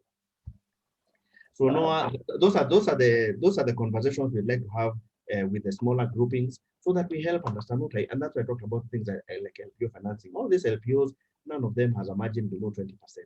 So if you come, you do 3 or 4 or 5 of those, you'll make a lot of money. And you know, in this world, it's give and take. You have to be willing to share. If there's 100K to be made, you better walk home with 80,000. Leave 20K with your financial, because they also give you capital to do what that others not have been able to do. So those are my thoughts, you know, and I just want to tell you, I'm going to personally come and open your account, and even Eric and Maureen, you know, I will be a relationship manager so that you can be give me on whether or not you That's very kind of you, Mr. Apollo. Wow. That's rule number 1. Always go for the client and make sure you get them. But maybe just briefly, you know, we're discussing the saving culture, and one of the way to look at it, saving can be a product of earning and also a cultural issue. So in relation to the current economic environment that we're in, it's not only in Kenya. We understand COVID has had quite an impact. Unless you took advantage of it, as you say, people ventured into the digital world, they are making a killing out of it. But overall speaking, in our country and our culture, is it also an income situation that is preventing saving, other than just that culture of not saving? I think it's a fair question, because also if you go and ask someone who doesn't have money to feed themselves, and you tell them to save, they may find it an insult, because how do you save if you're barely struggling to make ends meet? But you know what was unique last year? Although it was a COVID year, for the first time, actually, I'm sure you saw the financials of banks. All banks, with the exception of 1 or 2, the non-performing books went. The loan book that was non-performing, where customers struggled to pay, it went up. But if you look at the deposits across board went up. That was a very interesting thing. And when I say up, it means if you look at banks like Equity, the deposits went up by 23%. Paulu, they went up by 14%. KWFT, 7%. Copbank, all banks, the total deposit went up. So it tells you that in a crisis, Kenyans also, but you know what you're calling savings is what now, this is a cash flow that disappeared from the market. The trading businesses went down because a lot of people who do business, who buy and sell, they slowed down because they feared. Obviously, they had a natural fear of nobody knew this COVID would be for how long. And people then who had considered doing CapEx, big projects, obviously they slowed down, and for good reason, because we don't want to inject a lot of money putting up the houses or setting up, even if it's office spaces, and yet the market has shifted and people now have kind of changed their views around how to behave. But the point you also make is very interesting, because we see those patterns even within our own country, and there are regions where people tend to save more than others. So the cultural aspect of it is also there. No, we can't run away from it. That in certain sections, in these savings, there are certain communities that save more than others. But I think what's important for us is to encourage, is to provide financial literacy. Even those who don't save a lot, maybe, although we say it's cultural, but it's also maybe just how, you know, what can I say? You know, even what we call cultural is because, you know, now I can misbehave. I can be careless in how I manage my finances because you are my friend. And I know, even if I have a problem and broke, no can give me. So that can also be a catalyst to my bad behavior in terms of spending. You find the communities that tend to be very community-based, even in this country, where people are very close, the communities are close, they tend to be poor savers because the community is like a safety net. In communities that are very individualistic, where everybody for himself and God for us all. If I know that if I go to Noah, Noah will just make me feel worse. He'll ask me, but you work, why don't you have money? Why are you asking me? Even I have relatives, you go to your relatives. In communities that have that kind of behavior, the way you're laughing, I think you know who I'm talking about. In those communities that behave like that, people tend to then realize that they have to create their own safety nets. So I think in a nutshell, what I'd like to say is it's good that we all, and I think to be honest, even the worst culprits are employees. That is the saddest part, that employees on the payday, if money doesn't come, it's as if, it's like there is death. Life just, things change so badly. And I really want to say, with due respect, I was surprised one time I was watching news and a judge who had been there for many, he was 68 years old, and he appealed to be given another 2 years to serve. And that just made me realize this thing called employment is also a problem. That you get so accustomed to a payslip that you've been working for 68, you ask him for 2 more years to do what? What is this you are going to do that you have not done? So, so to the young, to all of us, I think we need to just develop a proper service culture. And like I've said, the payslip itself is the biggest problem because it makes you very lazy. You depend on it every day. The day it is taken away, you almost think life cannot go on. And you almost begin to ask yourself, what about all those young people who have never been employed? They drive cars, they take their kids to school, they pay hospital bills. So to me, that would be my parting shot to say that we must have an entrepreneurial spirit within us. We must realize, each one of us, we must save, we must think about tomorrow, because, and we should not assume that just because we have resources today, they will always be there, but we must always cushion ourselves and create, save, invest, and do things that can support us in the days ahead when we may not have the zeal and we may not be on people's favorites. It does not mean that life comes to an end. It just means that we'll be able to experience a different life. But it's a brain thing. You have to think like that. Yes, definitely mentality. Maureen, I'm seeing more questions streaming in. Yes, I've seen there's so many questions coming in. There's one question. This question is to Eric. Is it possible for CHAMAS to lend each other? Yes, it's possible for members of a CHAMA to lend within their own CHAMA. It's not possible for now to borrow from another CHAMA. If you're a CHAMA, we still don't support that. But if you're within a CHAMA, you can lend we can lend each other within the CHAMA itself using Malipo. Okay. Then there's another question. If one wants to opt out from a CHAMA, what's the process? So when you're in your CHAMA and you're a member, there's a leave button that you can just click and you leave your CHAMA. Of course, there are several things that the app will look at. Do you have a loan within the CHAMA? If you do, of course, you cannot leave the CHAMA. Hello, Eric. Yeah? Can you hear me? Yes, we can get you. Yes, now I can hear you. I'm saying, yes, Malipo allows you to leave. So there's a button which is a leave button within the app.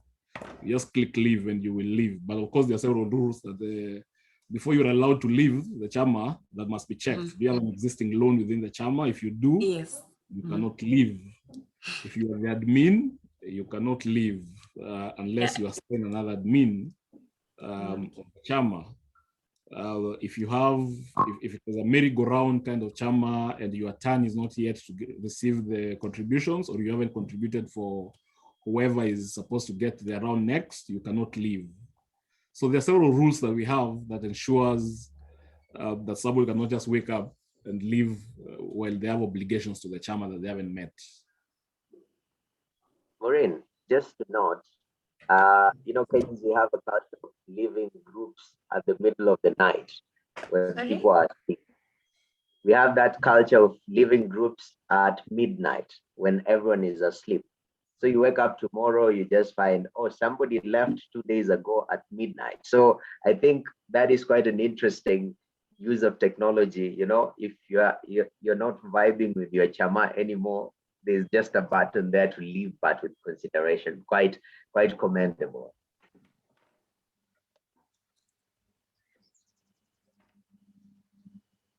As Maureen frozen. It seems so frozen. I hope that, yeah, it's okay. Internet issues, we understand. Safaricom rolled out 5G the other day, and I was looking at the price range of 5G phones. My friend, it's gonna take a while to have penetration, but as you've said, having this kind of engagement, seeing people pool resources and channel them towards investment, I think it's very important for growth. Now in terms of COVID-19 impact on CHAMAS, Mr. Apollo, because this is the conversation everyone is having. Banks are coming up and they're saying, oh, our spaces, our financials, we had to set up, non-performing loans have been on the rise, and whatnot. All these structural adjustments within even how we report our finances. In the CHAMA world, from your observation, since you handle lots of CHAMAs as a bank, how have they responded to COVID-19 pandemic? Thank you, Noah. And quite frankly, they have been impacted negatively. And because you see, a lot of times, COVID has actually come to just expose how weak the buffers we've created in the financial systems, just how weak they are. Because you find a big customer, a big SME client who has 10 trucks, and because of COVID, he's able to park maybe half of them and half can get work. There's a sense in which they're able to sustain themselves because their revenue taps don't all stop. The flows just don't go off at once. But what we have seen, and I think what COVID has come to teach us, that we must create bigger and better stress test models within our own businesses, in our own frameworks. Because we've seen our own CHAMAs that, let's give you an example. If you had a CHAMA that used to procure and supply foodstuffs, let's say to a hotel in Mombasa, you see the way those hotels just one morning woke up and they were all shut. They were not able, that CHAMA that has been doing some fresh produce and sales, it's not possible for them to immediately get an alternative market.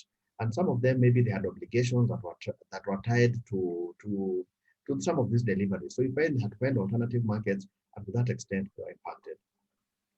Some of our CHAMAs of young people who have come together and bought borders, and they ran them then to move people around. COVID last year, there was a time when you had like a proper lockdown. People are not going anywhere. So suddenly, they came and borrowed money to pay for those motorcycles on the backdrop of expected cash flows that they hoped they would make. Now, suddenly, if they used to do 10 trips, they're doing 2 trips, and at some point, they are doing no trips. So that, again, impacts them. So I think what I can say is that it still is. It's difficult. A lot of them are slowly coming out, and we hope that they'll be able to recover. But I think the economy, it will take us 2 to 3 years, I believe, to get back to where we should be. And that's why, as a bank, one of the things we have done is to mobilize certain fundings that we want to focus on certain key segments of the economy, like SMEs. We talked a lot about SMEs and this community and community lending. We want to really focus on those areas to see that we can give these customers some loans to help them jumpstart their businesses. Because when your foodstuffs rot and things like that, that is an outright loss. So unless you give that customer some fresh capital to be able to set up again and start again, there's potentially those kind of businesses get into problems. The CHAMA that came together and put up some properties for rentals, I think when you drive through, even the big CHAMAs that were able to put up a lot of apartments in Kileleshwa, Kilimani area, when you drive through those areas, those are all white elephants. It doesn't mean those houses are bad, they're great, but they can't get customers because the retail side of it, the demand would be driven from a lot of employees who are working in some of these corporates. But you find, again, you open the newspaper, you find big companies, a big airline sending half of the staff home, retrenchments. Those things are very negative to an economy because those are the people also who support the retail side of some of the projects, the big projects that we see. So the impact was not, but then there's something to learn. And I think what I can say to the farmers is that in the term, even as you think about investments, it is good for you to have a conservative investment plan. We tend to always look at the brighter side of things, but we must, I think COVID has come to teach us that we must always look at a middle case, we must also look at our worst case. And I think when you think of, and I think COVID has taught us what we thought was our worst case turned out to be worse than our worst case we had ever thought. In many businesses, and I can even tell you for free now in banks, worst case scenario was always envisaged around elections. That is the time banks used to know we will go ahead and ban a few businesses. We behave the way we behave badly as Kenyans, but it will just take 3 months. After that, we'll get out of it. But now COVID, a whole year, it was quite extended and continues to be a challenge even into 2021. We started this year with a lot of optimism. The businesses were picking, but suddenly they've gone into a lull again because of the situation we find ourselves in. So I think it's just to say, I don't think anybody can sit here and promise or imagine that we're headed for easier days ahead. I think we're headed for difficult days ahead because you can see when the curve we expected the curve to be flattening. Just the other day, you can see we don't even have the discipline to be at home at 8 o'clock as expected. So that doesn't speak much into our own abilities to be able to flatten these curves. If you look at other more developed markets, people take a lot of these things very seriously. In the same news you watch, you find when there are elections, people still around each other wearing face masks just below their mouths even. And you just wonder what kind of a society. So we have a lot to do. We need to style up and we need to change. And I think when we change, we'll give ourselves an opportunity to grow. But there's a way the reckless abandon attitude we have needs to change. That's true. Actually, we change will force you. If you don't change, my friend, you'll suffer the consequences. So I think that's a very great point. Maureen, do we have more questions streaming in? I know we are heading to the top of the hour. Yeah, we are almost concluding. There's a question. Considering that in Faulu Bank, we lend to CHAMAS. This one member of Faulu who is asking in groups, how is Faulu Bank going to benefit through Malipo? Or rather, how is it going to make the community lending better? Eric. As we have said before, of course, we are trying to continue this conversation with Faulu and to see how we can support the CHAMAS they already have within the bank and the ones they keep signing every year. And the idea is we want to give them the same accounting systems the bank enjoys, so the bank can easily lend to them, but they can also be able to manage within themselves and have Malipo integrated within the Faulu core banking system. So we'll have that discussion. We'll continue having it, and then we see how we can be able to launch it together in the market with Faulu. Yeah. Thank you. Mr. Apollo, what do you have to say about this? The question. Well, for me, I see partnerships evolve in different ways. And Eric, I'm sure part of why you're being asked the question is because we have our own digital platform that we use. And I think it's more, maybe you need to understand what we are doing and you see how can we integrate our systems together, because how do we get customers because for you are providing a platform. Those platforms, the platform you create, how can we integrate with ours to see how we can do business better? So I think it's to say the conversations have begun. It's good we meet in a webinar. And I think it is to say that Japhet will look for Eric and then we sit together with our ICT team and see how do we integrate the systems, because the key thing nowadays is collaboration. It's not even competition. We need to collaborate more and more. And I think that there's a pool of customers they are serving, providing a platform, and we are a bank that has good products. So I believe there's a big opportunity for a handshake, and we need to sit together outside of this webinar and see how do we create a handshake and benefit from the groups that you're providing a platform that need unique banking services. So that is where Maureen will ensure that we make this webinar real. Then we'll say this was a real investment of our time, but also an opportunity to grow each other's businesses.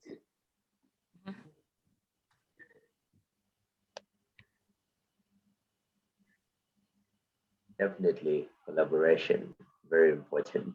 Maureen. I think there's a latency right there. Sorry, I've lost the last part. I didn't hear you clearly.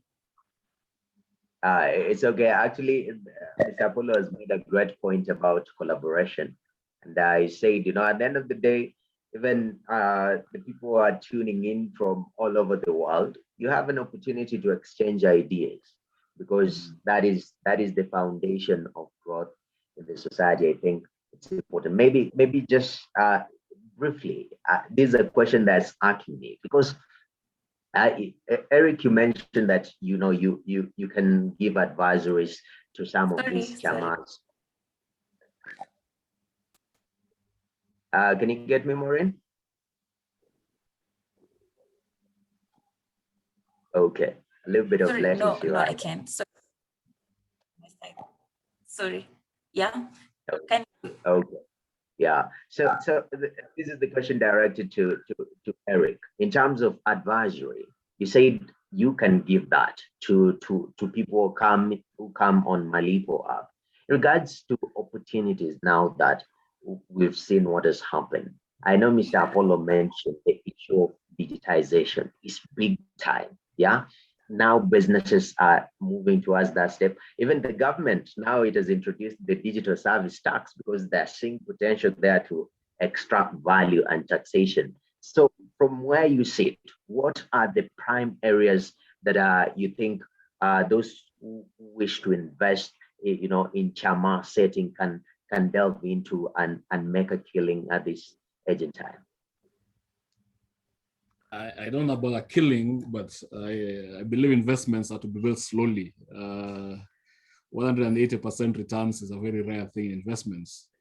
But my point is, I think the ecosystem we are building will provide more opportunities to invest, more opportunities to be guided through the process of investing, or just your day-to-day living. And the low-lying fruits are, of course, things like unit trusts, interest on deposits, as Apollo has said with Faulu. We seem to have very good interests, bonds, investing in mutual funds. I think those are the low-lying fruits that CHAMAS will now be able to invest in very easily through Malipo. They, of course, the ability to host themselves as a CHAMA and even charge for that service. If there are CHAMAS that are very good at what they do, invite other CHAMAS to co-invest in them, in investments that they find to be nice, whether they're buying land, and they need to come together as 3 CHAMAS and put their capital together and own a property together. We'll be able to facilitate that kind of process for them. So it's a whole world that we're going to open up for CHAMAS. Buying out members of CHAMAS, maybe shares. We have a scenario where a CHAMAS invested in land, and one of them wants to get out. The investment in land now has to be, I need capital. I want to get out for whatever reason. I have an emergency. I need 200,000 shillings now. But disposing of my shares is very difficult because the CHAMA is not liquid. The cash is tied in assets and all that. How then do we provide somebody who is able to buy that and join the CHAMA or provide some short-term loan? As Apollo says, that the property is the collateral. Then you're able to maybe buy your when you pay it back, you get your shares back. So it's a whole environment that we also trying to understand more and more as we build our solutions around it. We are not building things within our own imaginations. We try not to do that as much as possible. So that's why we keep engaging these CHAMAS, keep hearing what it is, their needs. Of course, we cannot address all of them. We address things that can scale.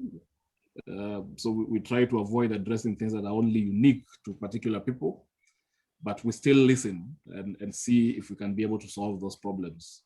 So as far as investments are concerned, yes, I think I won't talk about killing, but I think the opportunity exists within that platform to gradually build your wealth, to gradually build your idea of a CHAMA. And if you're a young person, you have another 40 years of your life still ahead of you. So you can easily build wealth slowly through the CHAMA process. Because I think the biggest invention that was ever done is the ability to pool funds together in terms of capital. It's amazing. Everything else that you see is around the same process. The stock market is people just pulling together and put money for a company so that it can be able to manage those funds for them in whatever way they do. It is the same thing that has evolved and just been called more and more complicated things. Derivatives, asset classes. We just want to unlock those asset classes we've been able to invest in. That's amazing. I apologize for my hyperbolized language of killing.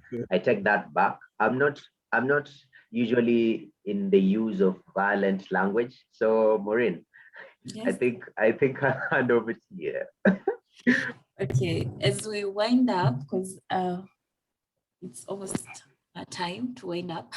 Mr. Apollo, your part in short. Part in short is first to thank you for facilitating this session for us. And as we go different directions today, I want us to go and think about what is it we can do. But you can't give what you can't give what you don't have. You can only be a good member of a circle because you have been able to first meet your needs. So I'd like to encourage us to go and think about just one or two things that we are going to change so that we have a better savings culture. By having a better savings culture will help you become a better member of a circle, because circles are about pooling resources. It's about you first creating some savings within your own space to be able to contribute more to your circle, because the more you're able to contribute, the bigger your CHAMA will, the bigger you can contribute, and the bigger your CHAMA can grow, and the more you can be able to benefit from all these offerings that we're talking about. So I just want you to leave this meeting with a lot of with a renewed commitment to go and change, because COVID has taught us. We have seen other banks grow their savings. Are your savings growing? Are you feeling you're at a more stronger position than you were 1 year ago? So really, that's my part in short, and to thank you again and to invite you and to extend a very warm invitation for you to consider joining Faulu. You come and work with us. We collaborate together and support and work together with the other colleagues on this call. Thank you very much. Thank you so much, Mr. Apollo, for coming. We appreciate you. Eric, your parting shots. Thank you very much, Maureen, Mr. Apollo, and Noah for putting this together, and all our attendees that have been able to attend and listen to us through the last 2 hours. We really appreciate your time. We are looking forward to serving you better. We're encouraging you to develop a saving culture, as Mr. Apollo has emphasized on. I think COVID has taught us the emphasis of that you need to have somewhere soft that you can land on when things get tough. But you also need people who can be able to support you through that process, and hence the idea of CHAMAS.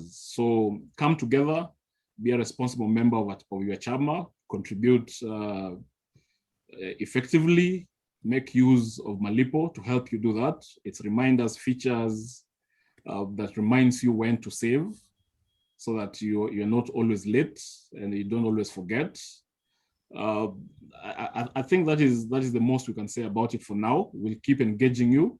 We are looking to build this community together with you people, make CHAMA a movement that can create bigger things. Our goal as Malipo is to at least have 1,000 CHAMAs in the next 10 years that have grown through Malipo and started businesses that employ the youth and create value in the system. Mm-hmm. Thank you so much, Eric. Thank you for having us. Malipo, thank you for this partnership. Noah, thank you so much for being my co-host. I appreciate you so much. Thank you so much for our participants. And if you have any questions, you can still continue asking those questions directly to me on Facebook. We're also on Facebook Live, and also if you have, and also on Malipo app, you can Malipo Facebook page. Sorry, you can also continue asking those questions. You'll get the answers from there. My parting shot. Thank you so much, Mr. Apollo, for the insights. As young people, we need to consider saving more than spending more. Like you said, use the word mojoyo. Mojoyo is enjoying yourself. Like young people need to consider saving from a young age, so that by the time they are getting old, they'll have created a lot of wealth. Eric, thank you so much for providing this platform where people don't have any excuse. If they're not saving, then they're on their own. If they get stuck somewhere in life, you have provided them with the knowledge, Mr. Apollo and also Eric, that we need to start saving as early as now. Like we should have actually started like yesterday. Thank you so much, our panelists. I think we're going to end the meeting now. Noah, do you have anything else? Oh, Jaffer. Yes, Maureen. Thank you. I also want to say thank you so much for organizing this. I think it's been an eye-opener, and I have made some requests to you. Eric, we need to speak. Let's take it beyond this webinar so that we can be able to really support the CHAMAS and see how we can be able to grow together. Thank you. Yes. Thank you so much. Sorry, I had internet connection issues, but the discussion was awesome. It was so educative. Thank you. You threatened to show us a video. There's a video you threatened to show us. Yes. Let me share the screen.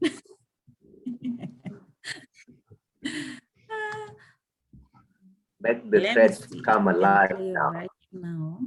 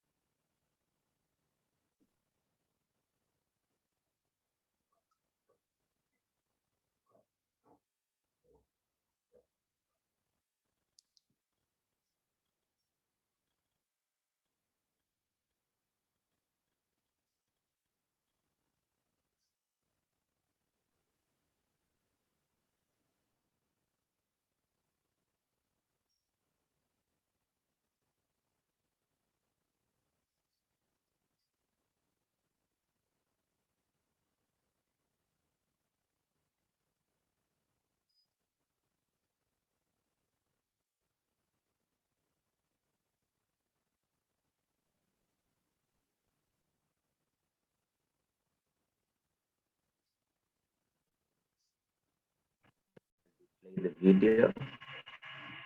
I see Victor Muga saying that thanks. It has been quite educating and mind-changing. Thank you very much, Victor, for tuning into this discussion. And as you've said, we shall have more of this. When me being part of media, I think it's one of the big conversations that we need to push out there, how we can transform the Chama culture and make it better, and push also the savings culture within Kenyans. So thank you very much, Victor, for that feedback. We appreciate.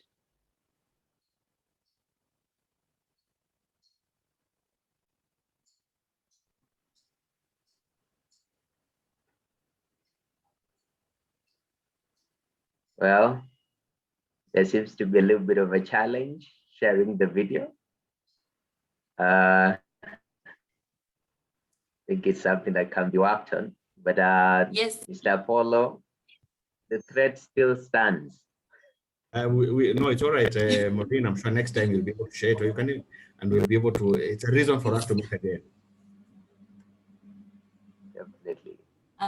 There it is.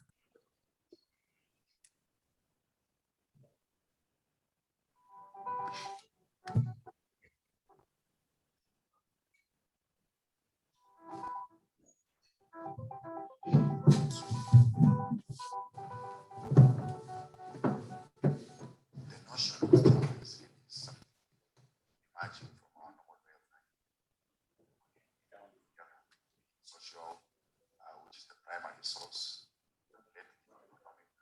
which has become a CHAMAS.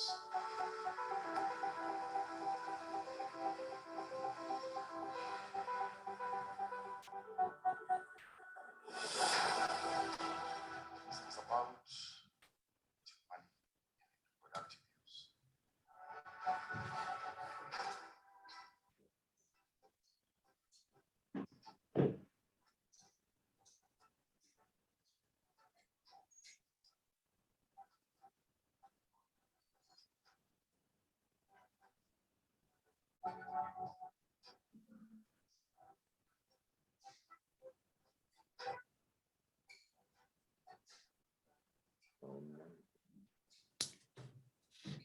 Yeah, that was meant to be played at the beginning of the webinar, but it's okay.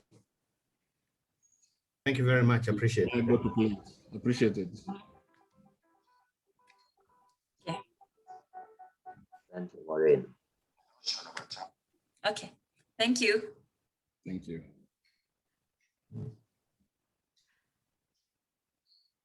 Thank you, everyone. So the meeting is over, but we are still going to continue having this conversation even after this. Yeah, we will reach out to Eric and Mr. Apollo for more partnerships. Thank you. Yeah, thank you very much. Thank you so much, and nice weekend. Bye. Okay. You too, thanks.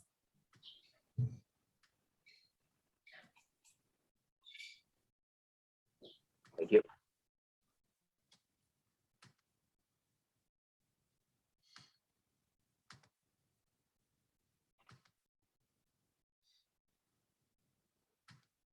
Maureen, uko sawa?